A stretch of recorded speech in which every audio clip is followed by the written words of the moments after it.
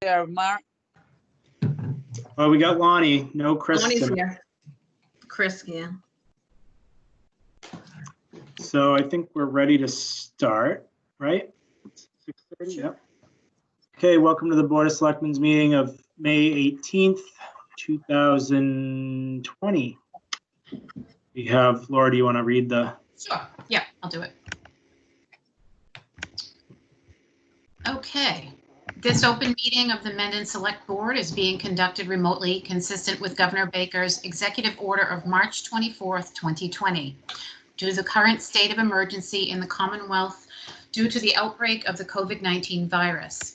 In order to mitigate the transmission of the COVID-19 virus, we have been advised and directed by the Commonwealth to suspend public gatherings, and as such, the governor's order suspends the requirement of the open meeting law to have all meetings in a publicly accessible physical location. Further, all members of public bodies are allowed and encouraged to participate remotely. The order, which you can find posted with agenda materials for this meeting, allows public bodies to meet entirely remotely so long as reasonable public access is afforded so that the public can follow along with the deliberations of the meeting. Ensuring public access does not ensure public participation unless such participation is required by law. This meeting will feature public comment. For this meeting, the Mendon Select Board is convening by telephone conference as posted on the town's website, identifying public nature. Okay, Mark. All right. Citizen statements and petitions. No one. Getting some feedback. People on phone calls, please mute your phones.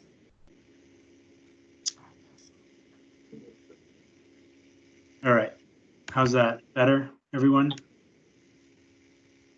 Sounds better. No citizen statements or petitions, correspondence to the board. I don't think we have anything right now. Agenda item. Yeah, no, four. we have Go ahead. correspondence. I don't, okay. I have two items. Yeah. Both items were actually regarding the Mendon Drive-In. One was a concern about from a citizen about us opening. It's rather lengthy, but I believe this should be kind of passed over to the Board of Health anyway. It's more in their purview. The other one was that request we had received from a student looking to use the drive-in for a graduation. Again, I think both of those should be probably processed through the Board of Health first. However, in light of that, just recently today, on Monday of next week, the state has given the drive-in the green light to open, based upon standard workplace guidelines that they have, and which they've already mostly, if not more, already have in place. That was one of the stipulations was limited, reduced capacity, which they're already below what that capacity would be based on the amount of space that they're giving between the cars where they're parked. They're actually giving 12 feet rather than 6. However, again, this is more of a Board of Health thing, and I don't want to bog down the meeting too much with that. So I think that we should send both of these items over to the Board of Health that they can answer correctly. Yeah, and I think from what I read today in the guidance, it was only allowing them to open for movies and not for any special events. So, but yeah, I agree that can go over to Board of Health. Yep. And again, I don't know when the event request was for, but I mean, maybe by then they'll have that. That stipulation might be lifted. So, right. Okay. That's it. That's all. Consider the appointment of Christopher Nudd to the position of career firefighter paramedic. Take a motion. Yes. I move to. Hold on. Oh wait, no, it's not that. One sec. I move to appoint Christopher Nudd to the position of career firefighter paramedic at the new higher rate of $22.93 per hour plus $1 per hour paramedic stipend. Second, is the chief on? Yes, Mark, I am on. Great. So as the board's aware, we had an opening due to a disability retirement in the career staff. And we went through a hiring process with the interview, and Christopher Nudd was the unanimous choice of the interview board. He did go through the hiring process. The physical was done and the background check was all good.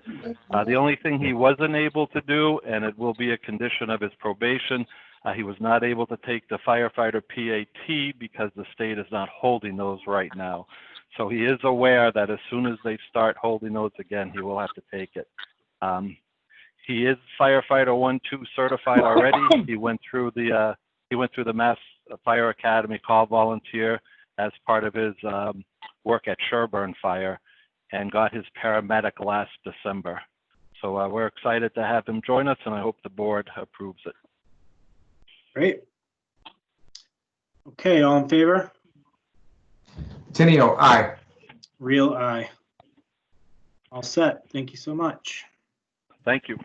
Hey, Lonnie, can you maybe just tell people who are on the phone again how to mute their phones? I'm getting a lot of feedback from multiple numbers. Sure. If you don't have a mute button of your own, if you're not on a cell phone, just go ahead, and I believe it is *6. Hold on, I'm just going to verify.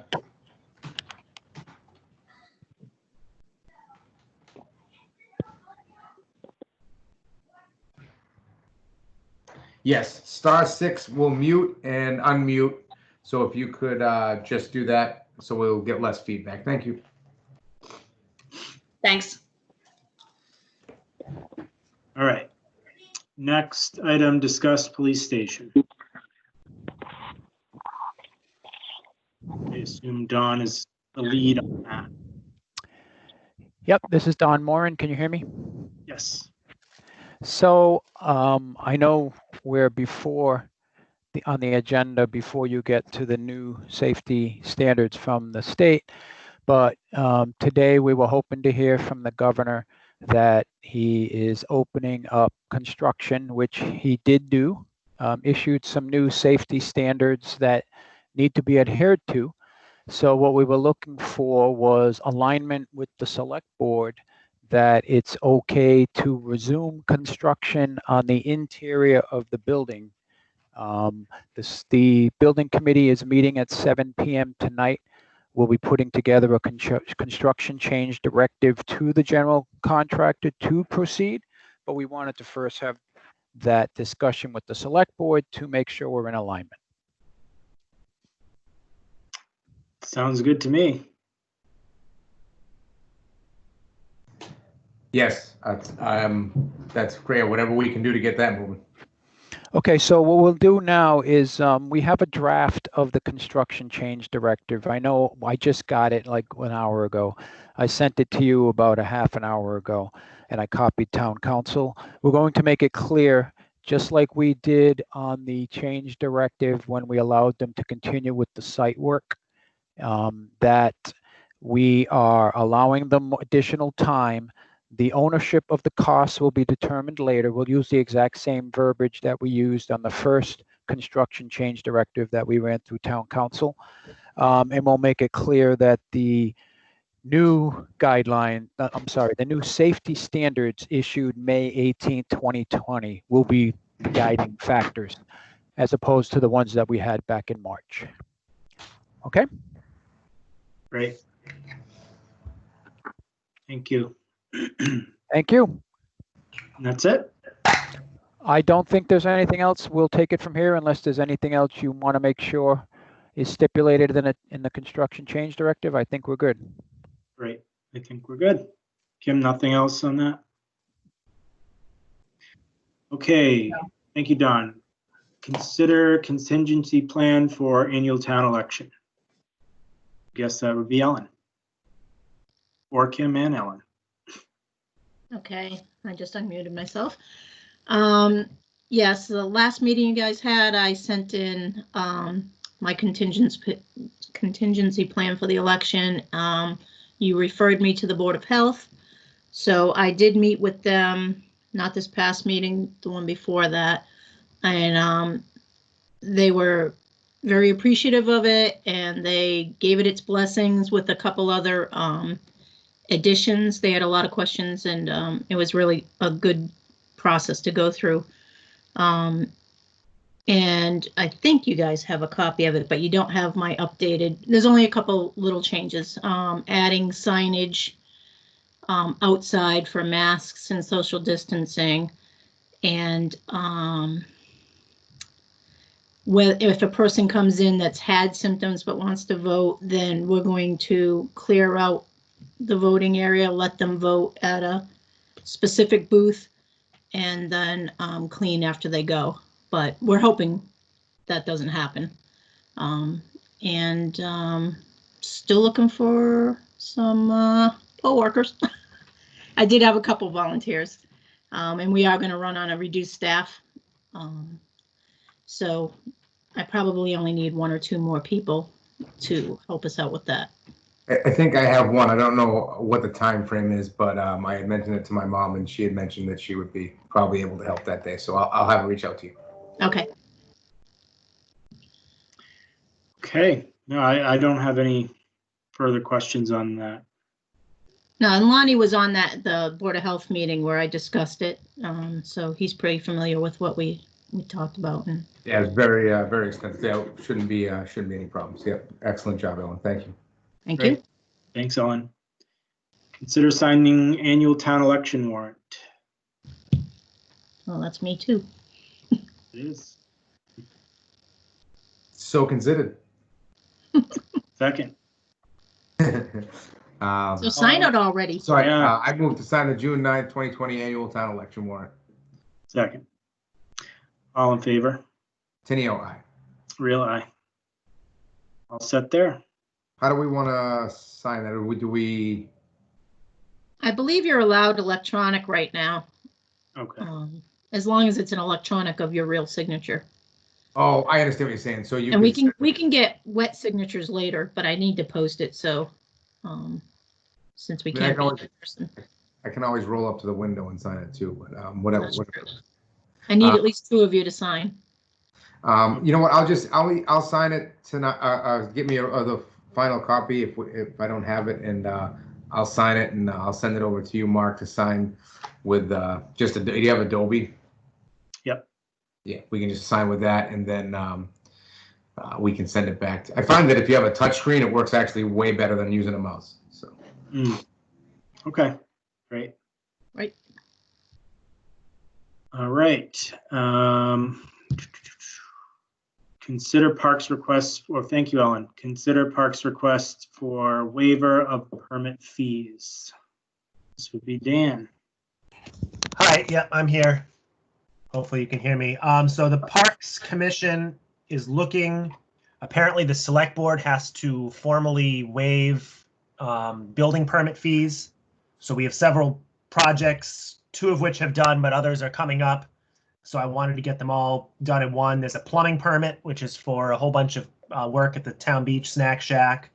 We did a new roof on the Snack Shack. And there's an electrical permit that's finished, and I believe they may have waived the fees in that one, but just to close the loop on that, that was for an emergency repair to the Lowell concession stand and a future not yet submitted electrical permit to rewire the basketball court lights.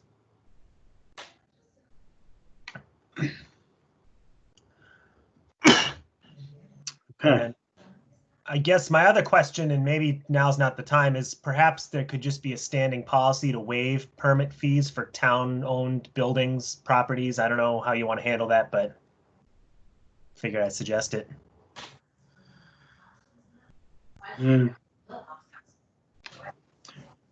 All right, well, let's take a motion on this for now. I move to approve the Parks Commission request for the waiver of permit fees for the following: plumbing permit, Town Beach concession stand upgrades; building permit, Town Beach concession stand new roof; electrical permit, Lowell Field concession stand repairs; and for the Memorial Park basketball court lights, future electrical permit. Thanks. Second. All in favor? Tenio, aye. Real aye. Okay, so the second part of that, Dan, was that you wanted to know if we would consider maybe doing a standing policy on waiving fees like this. I mean, and I don't maybe know. this, Go ahead. sorry. I say maybe this is a question for Cindy. I'm not sure if it's even proper for one department to pay a permit fee to another department, or if there's a different way that needs to be handled. Cindy, you're muted. She's muted. Is that better? Yes. Can you hear me now? I think it's better, at least in the short term for now, for the request to come before the board, just so that there's awareness of what the project is and what the fee is and how much, just to be on the safe side.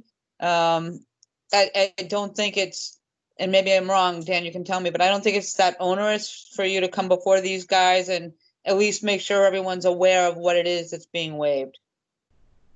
Yeah, that's fine with me. I just figured while we were doing this, I'd suggest it because it seems like it comes up. We don't have that many permits. It's just when we try and do these bigger repairs, we try and follow the actual process. It's a good example you're setting. All right. Very good. Thank you, Dan. Thank you. Consider change of Mendon members to Central Mass EMS Corp. Would this be Kim? Chief Kessler should be on. Yes. Yes. Do you hear me now? Yep. Okay. So I'll try to make this real brief, the explanation. We operate our ambulance service under the Office of Emergency Management Services from the state. The state is broken up into many regions, of which they have kind of these pseudo-government corporations, I guess you'd call it, that actually manage the medical services for the region. Central Mass EMS Corporation is the corporation that we operate under within our region. As part of that, we have membership onto the board for that corporation. I was made aware a few months ago that Mark Poirier and Mark Burkino are the only two reps or members of the corporation for the town of Mendon. So this is purely a paperwork thing that puts me as a primary contact, Chief Kersey as a contact for first responders, and Lieutenant Burnham for EMS. So it's really purely a paperwork cleanup thing. Okay.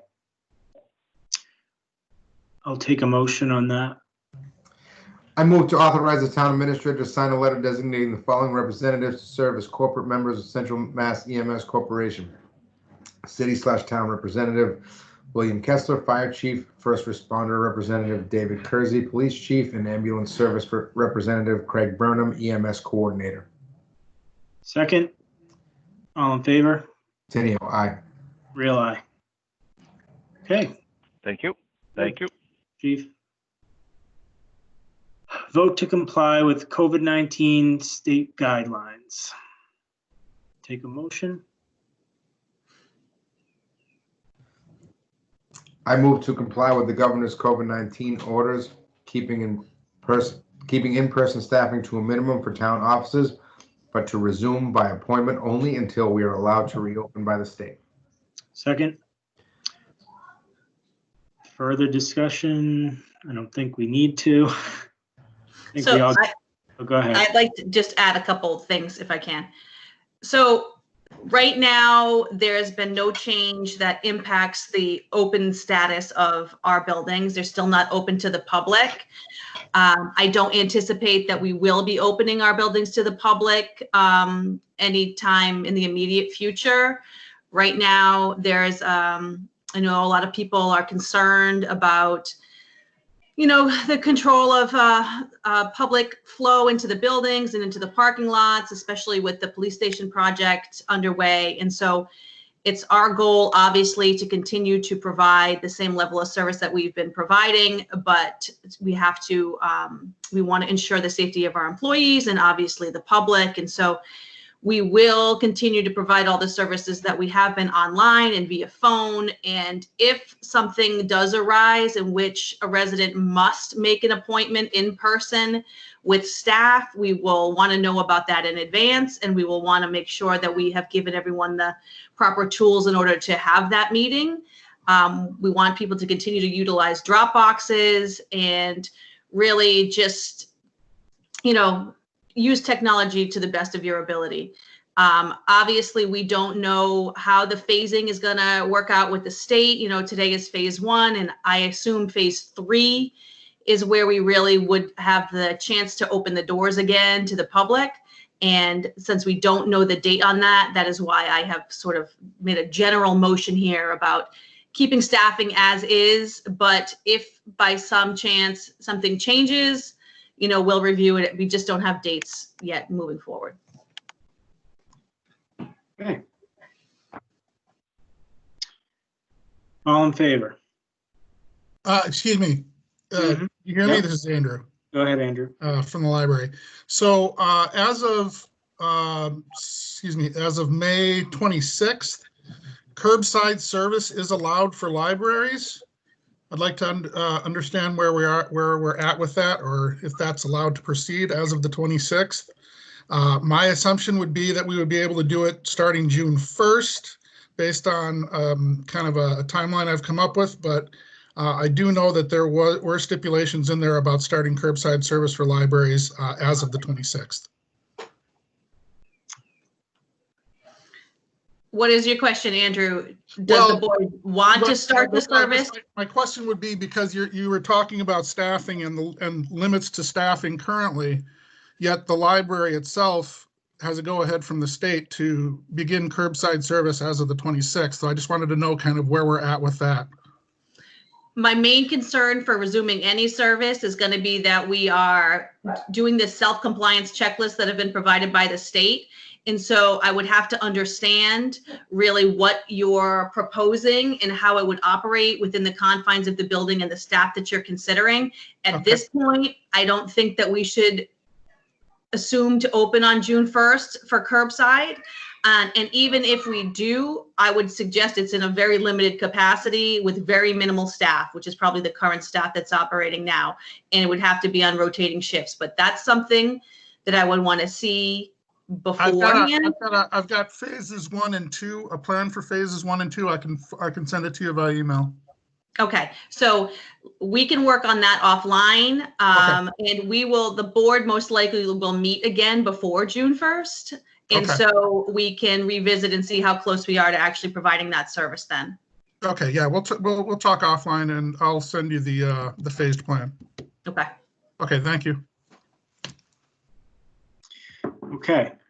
Hi, it's Jen. Can you guys hear me? Yes, we can. Hi. So I think maybe I'm just a little bit confused. I thought that even for us to be open, even within ourselves as us working in the office, that we still had to comply with all the things that he required by Monday of this week. Jen, what are you speaking of specifically? The guidelines that he put out last week that gave everybody the chance, the disinfecting, the cleaning, like there was a bunch of stuff that had to be done in order for us to even be working where we are at now. Not open to the public, but within our own selves. The signage, training, all of that. The self-compliance checklist came online today. Yep. We will be responsible for basically certifying that we are meeting the criteria within those checklists in order to be open, but we are not open. And right now, my main concern is about making sure that we are less than 25% in capacity for staffing in the offices, which really only, because there are only 2 persons in one of the offices, that's the only office that I'm concerned about staffing wise. So we're going to have to take a look and see this week how many of the areas, we have to be able to self-monitor. And so that's part of what we're going to have to do for next week, before the 25th. Yeah, because I thought the whole self-compliance thing was even the full training, the full disinfecting, the full cleaning of the bathrooms. Has nothing to do with it. Right? Am I misunderstanding? the self-compliance, which is to the best of your ability before reopening to the public. That's would we have, the lists were just released today. The standards were released last week. And so we have time between now and then to really make the changes that we need to make, if any. And again, these things are only, you know, of concern if we had, you know, more than 4 people or 5 people in the building, which we don't at this time. But again, this seems like a conversation that should be taken offline. This is about making sure we're complying with the state's guidelines for being open at this point. Okay, then I'm just definitely lost. I thought it was for not to do with open. I thought it was to do with just running our municipality. So I'm misunderstanding. Got it. Okay. Kim, if I could just interject something. I think that any of these plans should include the Board of Health as well. Correct. Since the Board of Health is the enforcement authority for all of these things. Correct. So as long as they're part of the plan process, I think that would be very helpful. Perfect. Anything else? Okay. All in favor? Tenio, aye. Real eye. All right. Discuss annual town meeting. Kim. Okay. As we discussed before, sorry, I'm getting a lot of feedback. Keep talking. Okay. Our town meeting is scheduled for June 1st. That is obviously not ideal. So I am recommending that for a number of reasons, we push the town meeting to June 29th, which would still be within this fiscal year, and it would allow for greater participation, hopefully, for residents who would like to come out. Okay. I think that's fine. I don't see it making a difference anyway in terms of affecting our budget situation or what have you. So I'm fine with pushing it out. Yeah, I would agree. I think it actually might improve, you know, what we're starting to open now.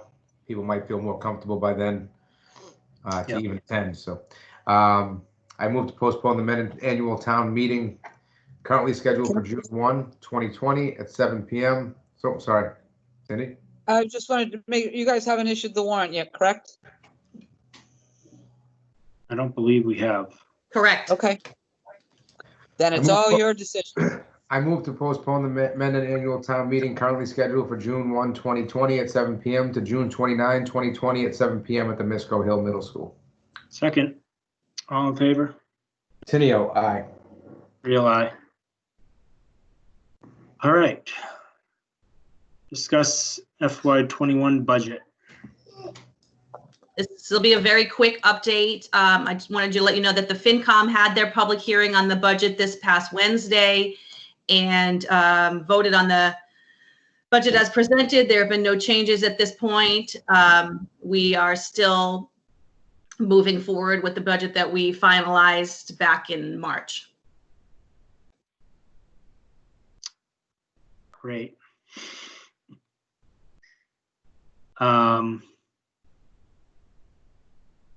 Don't think, well, there was a question that came up at a FinCom meeting, I think. Could have been a joint meeting, I don't remember. But on snow and ice, did we get an update on that number and where we were? I think you may have. Yes, so snow and ice, the last I checked about last week, we were plus 40,000 still for this fiscal year. Okay. Great. Consider end of year transfers.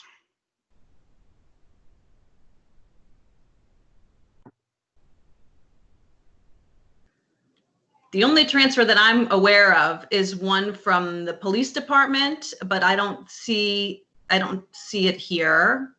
So just curious if it exists in the packet or if we even have it on this warrant, this agenda at all. Well, yeah. Kim, I didn't get anything from police, but I sent you something from Alan Okay.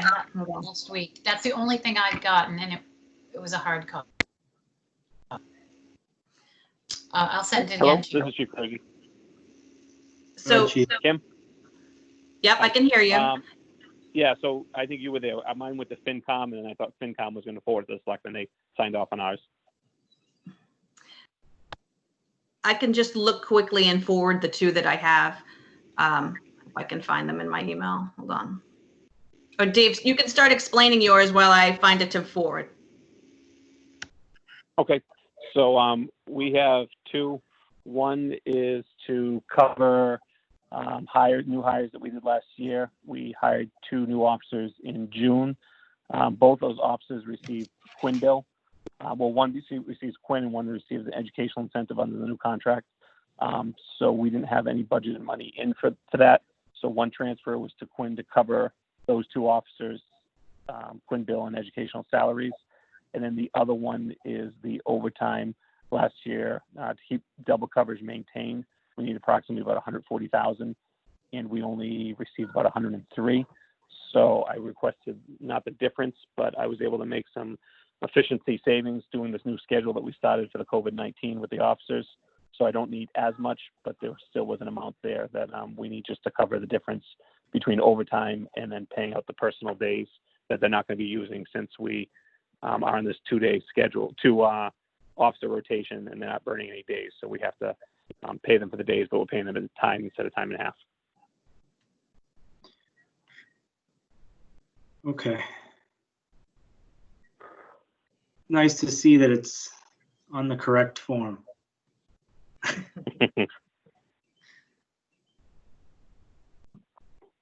I don't have any questions on that. Kim, do you have one from Alan? Yep, I am just, you should have it. Oh, wait, no, it's just here. I'll forward it to you right now. There's that one, and I'm looking for one other one that I have. Okay.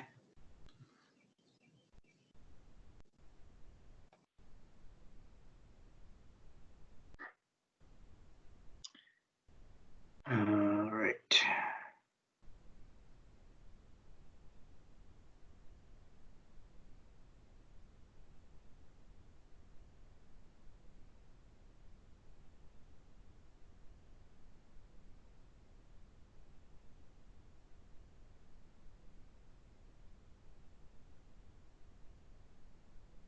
Is Alan on the call at all?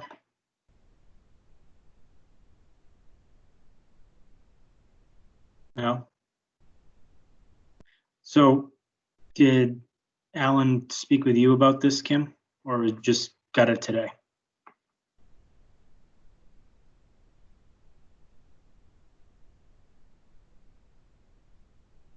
Hold on. Searching. I spoke briefly with Alan last week about some transfers that he needed. I forgot that he dropped a hard copy off. His budget, all of the budgets actually are in good shape right now. Obviously, we have 2 months left, but nothing, transfers within departments and from the snow and ice should be fine. Okay.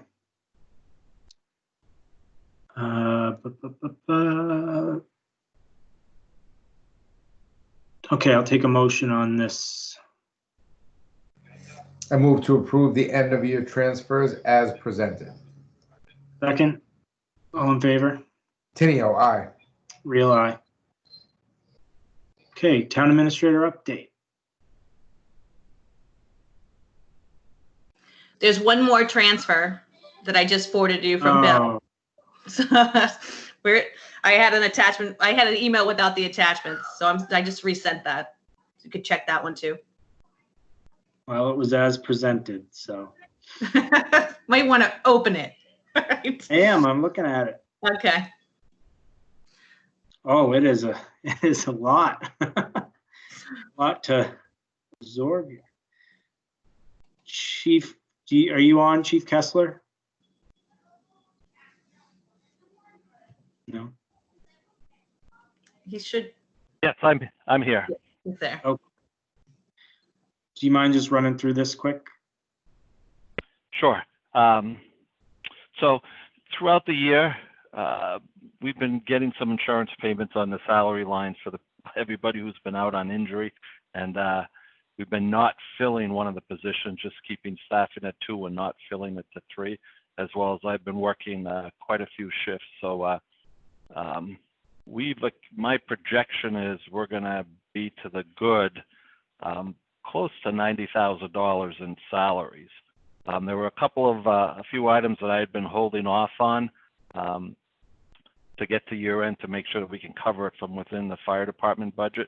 One of them is for replacement of the heaters out on the apparatus floor.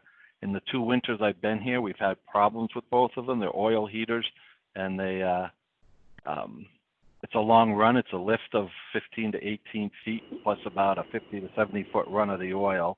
So we've had people come in to fix the current ones that are there. The estimates have ranged from a few up to $5,000 or $6,000 by trying to put fixes in place, but the reality is the long run on the oil is going to continue. So I have a proposal of just over $12,000 to change those 2 heaters over to propane. We already have propane in the building. There's propane heat for the 2nd floor there, but we would keep the oil heat for the office areas. So that would be one transfer.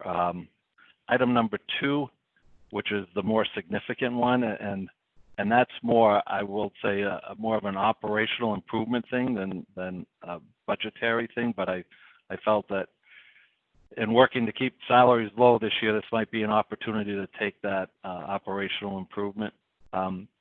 This would allow us to purchase battery-powered extrication tools, which are becoming the norm for fire departments. It eliminates a lot of space on the trucks, so we no longer have to have a power unit, and we don't have to have cord reels and cords on there for the hydraulic tools. The reason for going this route is twofold. One, the battery-powered tools, believe it or not, are more powerful than the oil hydraulic tools, as well as by reducing the footprint on the piece of apparatus that we need for these tools. It's my hope that we can eliminate the need for the rescue truck within the department and put these tools onto one of the engines. There was a recommendation that was made back in the management report a few years back to potentially combine the rescue truck and an engine into a rescue pumper. And we've taken a walk around one of our current engines, and we believe we can make that work. So by doing this transfer within the fire department budget, we'd be able to make a service improvement as well as, and I can't guarantee it right now because we haven't gone through and started rearranging the cabinets or the material in the cabinets, but I'm 90% sure that we could probably take the rescue truck off of the road, as it's really not needed without, if we're able to put the extrication tools on the engine.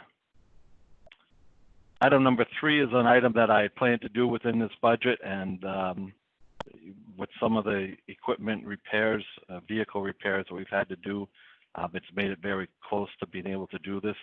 It's an appliance that's used for primarily for structure fire attacks or large tractor trailer fires.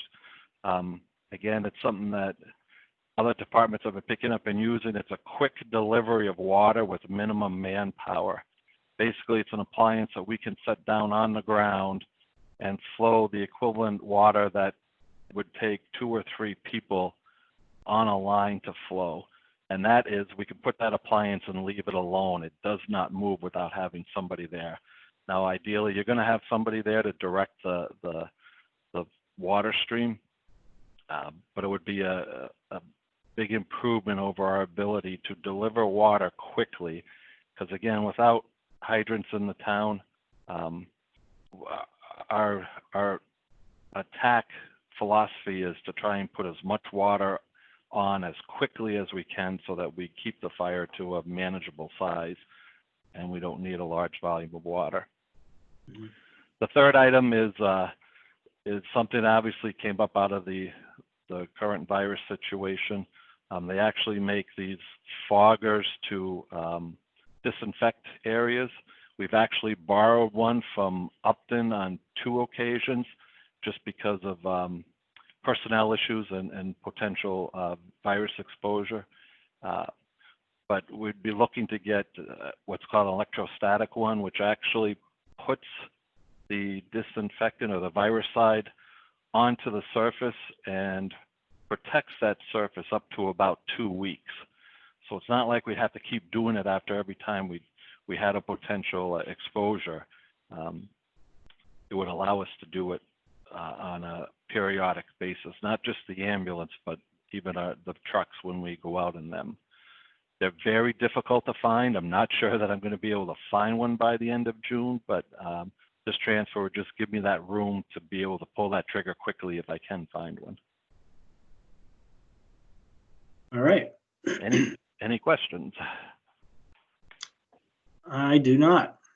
Very thorough.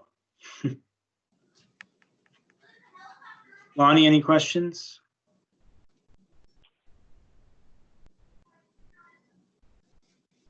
I do not. Okay. Let's just redo that vote just so it's clear. I move to approve the end of year transfers as presented, even the ones that weren't there a minute ago. Second, all in favor? Tenio, aye. Real aye. All right, great. Now town administrator update. So I think everyone knows that a number of new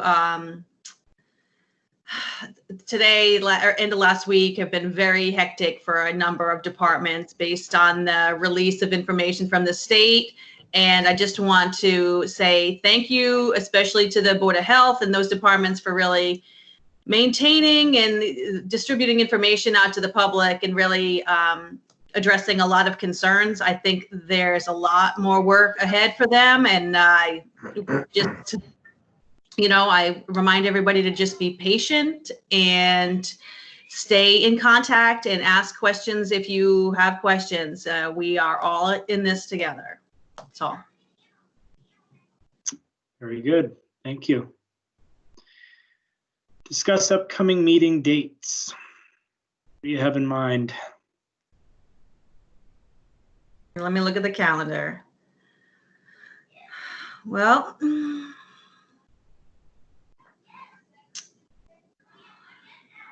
do we want to try to meet before June 1st? I mean, I think it would be all right if we plan to meet June 2nd. And then we can consider if we're going to do any reopening of other departments. Yeah, that's fine with me. June 2nd. I don't think we need to meet next week. No. Yeah, that's good for me. Yeah, sorry, we can always jam one in if we needed to anyway. So yeah, Right. Second works for me. Okay, great. Okay. Any other topics not reasonably anticipated? None. Adjournment. So moved. Second. All in favor? Tenio, aye. Real aye. Thanks, Thank you, everybody. everyone. Thanks all. I'm going to hang here for a minute.